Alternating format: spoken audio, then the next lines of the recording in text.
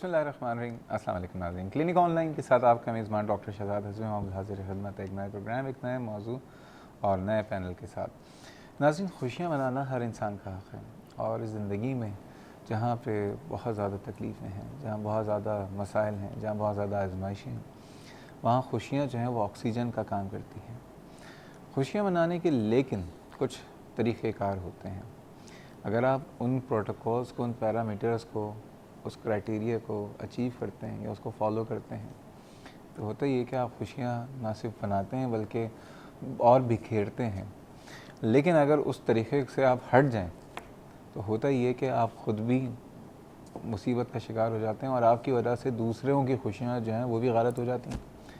ईद और ख़ुसूसन बकरीद जो भी गुज़री है वो अल्लाह ताला की तरफ से एक त्यौहार है हम तमाम मुसलमानों के लिए, और वो ना सिर्फ एक त्यौहार है बल्कि एक बहुत बड़ा लेसन है हम सब के लिए, एक सबक है। अलग बात है कि हम लोग सबक वक्त सीखते नहीं हैं, हम सिर्फ खुशी को हमने ढंग चेंज कर दिए हैं। लेकिन खैर कुर्बानी होती है, कुर्बानी के बाद हमारे डीप फ्रीज़र्स भर जाते हैं, उसके बाद फिर सुबह शाम रात हम जो है वो रेड मीट जो है वो चल रहा होता है। उसके बाद बहुत सारे मसाइल भी शुरू हो जाते हैं, फिर डॉक्टरों की ईद शुरू हो जाती है, फिर गैस्ट्रोएंटरोलॉजिस्ट की ईद शुरू हो जाती है, फिजिशियंस की ईद शुरू हो जाती है, कार्डियोलॉजिस्ट की। और वो ईद इन द सेंस ये नहीं कि वो नौज़ुबिल्लाह कोई डॉक्टर ये नहीं चाहता कि उसके पास कोई मरीज़ आए इस तरह से। लेकिन वजह क्या है? वजह ये है कि हमारे जो मामूलात हैं वो ज़रा डिस्टर्ब हो जाते हैं। इस हवाले से बात करेंगे कि ईद के बाद क्या क्या प्रॉब्लम्स होते हैं, क्या एहतियात करनी चाहिए, खुसूसन इन 3-4 दिनों में। कोई 5-6 तो मेरे जानने वालों में किसी को हार्ट अटैक हुआ है, किसी को कोई और प्रॉब्लम हुई है, किसी को पेट का बहुत प्रॉब्लम हुआ है, और बहुत ज़्यादा आप लोगों के फेसबुक पे आप लोगों की जो था वो भी थे, एडवाइसेस भी थी, बहुत ज़्यादा आप लोगों की रिक्वेस्ट भी थी, डिमांड्स भी थी, ईमेल्स भी थी। इस वाले से आज हम बात करेंगे। और जैसे कि आपको पता है कि इस वक्त हम बराह रास्त आपके घर मौजूद हैं, आप भी शरीक हो सकते हैं। अगर आपको लगता है कि आपको हार्ट का मसला है तो क्या आप गोश्त खा सकते हैं, नहीं खा सकते, किस तरह से खाएं, ये भी आप पूछ सकते हैं। अगर आपको लगता है कि आपको पेट का कोई मसला है, इस हवाले से क्या करें। अगर आपको ब्लड प्रेशर है तो रेड मीट खा सकते हैं, नहीं खा सकते, ये सारी चीज़ें आप पूछ सकते हैं, क्योंकि साथ हम बराह रास्त हैं। नंबर है 35305778 और 79, और कराची से बाहर के व्यूअर्स नंबर डायल करने से पहले डायल करें कराची कोड, दैट इज़ 021। आइए आज के मेहमानों से तारुफ़ कराता हूँ।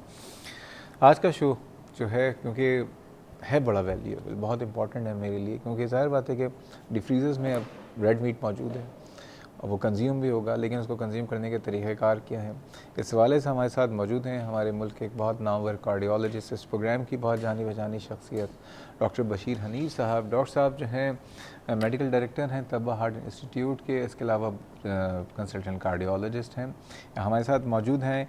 हमारे प्रोग्राम में हमारे प्रोग्राम की जब कुछ लोग हैं जो कि इस प्रोग्राम में मैं तो सामने आता हूँ लेकिन बड़ी पहचान बन चुके हैं। हमारे एक बहुत रेगुलर व्यूअर, रेगुलर कॉलर हैं डॉक्टर अली इमरान साहब, जो कि ग्लोबल पब्लिक हेल्थ एक्सपर्ट हैं। और उसके बाद हमने उनसे कहा कि आप टेलीफोन से बाहर आइए और हमारे प्रोग्राम में शामिल होइए, तो वो पहले तो आ चुके हैं और आज दोबारा हमारी खुशकिस्मती के हमारे साथ मौजूद हैं डॉक्टर अली इमरान साहब, जो कि हेड ऑफ द डिपार्टमेंट है कम्युनिटी हेल्थ साइंसेज़ के, और sir Syed college of medicine for girls से इनका ताल्लुक़ है। अस्सलाम वालेकुम डॉक्टर साहब। अस्सलाम वालेकुम डॉक्टर साहब, कैसे हैं आप? खैरियत? कैसी ईद गुजरी? बहुत चीज़, अल्लाह का शुक्र। अच्छा ये बताइए, सुना है कि डॉक्टरों की ईद तो ईद के बाद होती है। अच्छा। मतलब दोनों 10 उंगलियां जो हैं वो कढ़ाई में होती हैं, कुछ ऐसे मामलात होते हैं क्या? नहीं, किसी हद तक सही है, क्योंकि फिर इस ईद पे जब लोग खाने पे आते हैं तो वो फिर नहीं देखते कि इसके क्या इफ़ेक्ट्स हो सकते हैं बाद में।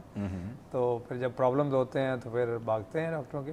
मैं ईद के दिन कॉल पे था और ईद के दिन भी गया था प्रोसीजर करने के लिए, क्योंकि पेशेंट काफ़ी एडमिट हुए थे।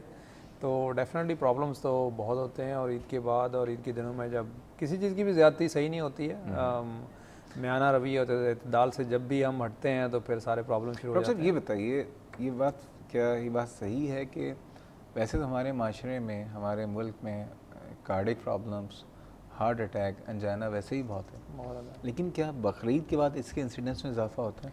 देखिए, बकरा ईद के बाद फ़ौरन तो इतनी जल्दी इफ़ेक्ट्स नहीं होते, बट डेफिनेटली जिनको हार्ट का प्रॉब्लम है और बकरा ईद पे जब बद एहतियाती होती है तो उसके आफ्टर इफ़ेक्ट्स बाद में ज़ाहिर होते हैं। फ़ौरी तौर पर तो आमतौर पे जब ज़्यादती होती है तो उसमें फिर मतलब मैदे के प्रॉब्लम्स और पेट के प्रॉब्लम ज़्यादा होते हैं। ہارٹ کے پرابلم زیادہ تر جب ہوتے ہیں تو وہ کولیسٹرول کی زیادتی کی وجہ سے ہوتے ہیں، یا اس میں اگر نمک وغیرہ زیادہ استعمال کیا ہے، جن کو ہارٹ مسل ویک ہیں یا ہارٹ فیلئر ہے یا بلڈ پریشر ہے، ان کو پرابلم ہو سکتے ہیں.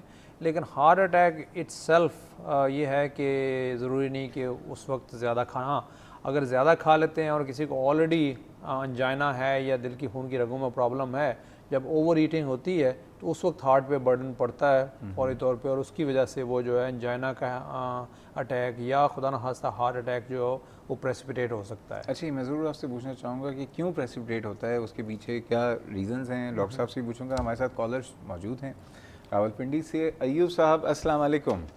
وعلیکم السلام جی. کیسے مزاج ہیں؟ خیریت سے ہیں آپ؟ اللہ کا شکر ہے جی. جناب فرمائیے کیا پوچھنا چاہتے ہیں؟ اچھا، پوچھنا یہ ہے کہ میرا بیٹا ہے، اس کی عمر تقریباً 16 سال. ماشاء اللہ. تو وہ جیسے ہی اس نے گوشت کھایا نا 1-2 دن میں تھوڑا سا، تو اس کے چہرے پہ دانے نکلے ہیں. جب بھی اس طرح کا کوئی مسئلہ ہوتا ہے تو وہ دانے نکل آتے ہیں اس کو. گوشت کھانے سے؟ جی جی. اوکے. کتنے عرصے سے مسئلہ ہے یہ تقریباً 2-1 سال سے ہے پرابلم. 2 سال سے ہے؟ جی جی. اوکے. کسی ڈاکٹر کو کبھی آپ کھاتے نے؟ نہیں ہے نا، گوشت کھاتے ہی نہیں ہے. ہم صرف یہ قربانی پہ ہی کھایا ہے. نارملی ہم نہ چھوٹا کھاتے ہیں نہ موٹا کھاتے ہیں، پوری فیملی نہیں کھاتے. اچھا چلیں. ڈاکٹر صاحب کچھ پوچھنا چاہیں گے آپ ان سے؟ میرا خیال ہے کوئی ایسی بات نہیں، لیکن یہ بات دیکھنے میں کچھ آئی پوچھنا ہے آپ کی؟ ان کی کال بند کرا دوں. ٹھیک ہے ایوب صاحب، ابھی ڈاکٹر صاحب سے پوچھتے ہیں. بہت شکریہ. پہلے ان کے سوال کا جواب دیں، پھر آپ کے لیے بہت سارے سوال کا جواب یہ کہ that is with me as well کہ I key not take the یہ meat of the cow beef.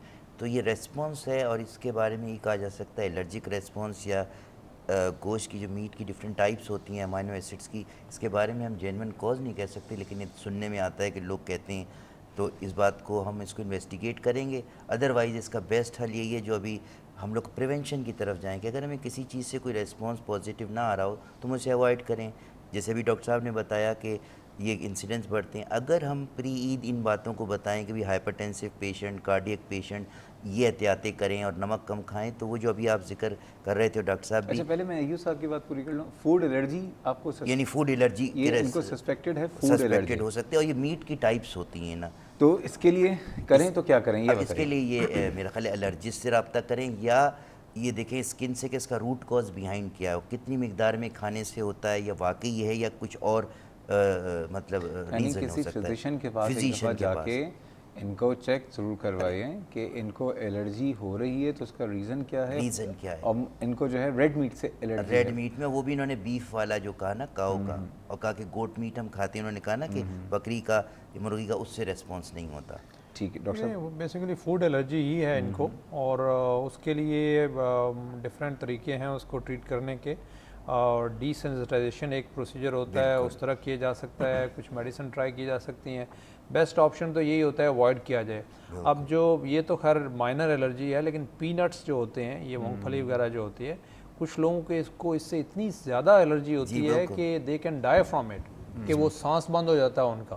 بالکل. تو اس طرح کا یہ ہے کہ ان کو بھی گوشت ہی الرجی ہے. اور وہ آئی تھنک ڈاکٹر صاحب کی بات کی تصدیق کروں کہ نیو یارک سٹی جہاں ہم تھے وہاں اسکولوں میں پابندی تھی کہ پینٹ نہ لائیں، کیونکہ بہت ایزما کا انسیڈنس ہائی تھا. تو اسمیل سے لوگوں کو جو ہے ایزمیٹک اٹیک ہو جاتا تھا.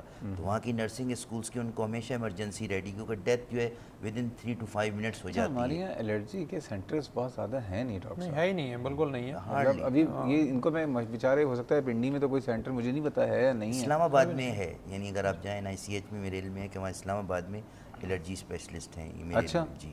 اینی ویز تو یہ کہ ایوب صاحب مسئلے کا حل یہ ہے کہ بچے کو پہلی بات یہ ہے کہ اگر اس کو جس چیز سے اس کو رسپانس اچھا نہیں آ رہا پہلے تو وہ اوائڈ کریں. ٹھیک ہے. دوسری چیز یہ کہ الرجی سینٹر جیسے کہ انہوں نے بتایا کہ کوئی الرجی کے ڈاکٹر اسلام آباد میں، آپ نے کون سا سینٹر؟ NICH بھی ہے، اور ایک پرائیویٹ وہاں بیٹھتے ہیں جن کی یہاں پہ کچھ بورڈ لگے ہوئے ہیں، میں نام نہیں لینا چاہتا. الرجی کے اسپیشلسٹ ڈاکٹر سے مشورہ الرجی اینڈ ایزما اسپیشلسٹ کے نام سے. یہ فوڈ الرجی ہے. ڈاکٹر صاحب یہ بتائیے، آپ تو پبلک ہیلتھ ایکسپرٹ ہیں، کمیونٹی ہیلتھ سائنسز کے آپ ماہر ہیں. ہم لوگ جو گوشت فریز کرتے ہیں، اور ہوتا کیا ہے کہ ظاہر بات ہے کہ ایک وقت میں تو اتنا بڑا، آج کل آپ کو پتہ ہے کہ یہ لہیم شہیم گائیں اور بکرے اور بیل 50 ٹن کے، جی پتہ نہیں کتنے ٹن پوری ٹائٹینک تھی. تو ان کا گوشت ظاہر بات ہے کنزیوم تو کریں گے، اور جو کنزپشن ہے وہ ایک دن میں نہیں ہو سکتی. ٹھیک ہے. پیٹ ہے، لالو کھیت تھوڑی ہے. تو اب یہ ہے کہ کتنے دن تک اس کی فریز کتنے دن تک کیا جا سکتا اس میں 2-3 ایشو ہیں. ایک تو پاکستان میں لائٹ نہیں ہے تو فریز اور ڈی فروسٹ کرنے کا ایشو عمل اگر ہو رہا ہے, اگر آپ کا ریفریجریٹر بیک اپ پہ نہیں ہے اور ٹائم زیادہ ہے جو 12-16, تو یہ تو عقل مندی نہیں ہے. میں یہ سمجھتا ہوں ایکسپرٹ ڈفرینٹ کہیں گے 15 دن سے with in a month consume کر لیں. یہ 6 مہینے 3 مہینے کا تصور زیرو ہے. ویسے بھی لوگ کہتے ہیں 6 مہینے تک کر سکتے ہیں. ایجوکیٹڈ ملکوں میں اور ڈیولپ ورلڈ میں بھی اس کے میٹ کی کوالٹی جب آپ ڈی فریز کرتے ہیں, ڈی فروسٹ کرتے ہیں, تو خراب ہو جاتی ہے اس کے امائنو ایسڈس کی, پھر اس کے اندر چانسز آپ کے انفیکشن کے, بوچولیزم کے. تو میں تو یہ سمجھتا ہوں ایون اگر لائٹ بھی موجود ہو تب بھی اس کو 1 مہینے یا 2 مہینے سے زیادہ تو بالکل. لیکن ہمارے یہاں تو وہی والی بات کہ لوڈ شیڈنگ ہوتی ہے, اور لوڈ شیڈنگ کئی گھنٹے ہوتی ہے, کئی گھنٹے آپ کا بالکل نہیں کرنا چاہیے 15 دن کے بعد, اور اس کو کنزیوم کریں. بلکہ یہ کریں کہ جو گوشت اپنے لیے رکھتے ہیں وہ غریبوں میں بانٹ دیں, رشتہ داروں کو, اور وہ جو باقی جو سب سے برا گوشت ہے وہ خود کھا لیں, تاکہ کم سے کم ثواب کما لیں. اگر بکرا کھا کے فریزر ہی میں رکھنا تھا تو پھر قربانی نہ کرتے, کسی اور دن ہی بکرا کٹوا لیں. مطلب مقصد ہی فوت ہو گیا نا. if the purpose was to slaughter an animal and then save it for آپ کو پتہ ہے yourself. عید سے پہلے آپ کو بھی پتا ہوگا الیکٹرانک مارکیٹ میں ڈی فریزرز کی جو ڈیمانڈ ہوتی ہے اس کے بڑھ جاتی ہے, کیونکہ ہمیں گوشت فریز کرنا ہے. اب اللہ کے بندوں یہ سوچ لو کہ ہمارے ملک میں کے سی والوں یا لیسکو والوں نے ہمارے لیے تو فریزنگ والا معاملہ بھی نہیں ختم کر دیا ہے. There is no point. You are actually eating a meat which does not have the good quality proteins and amino acids. Secondly, it might be poisonous.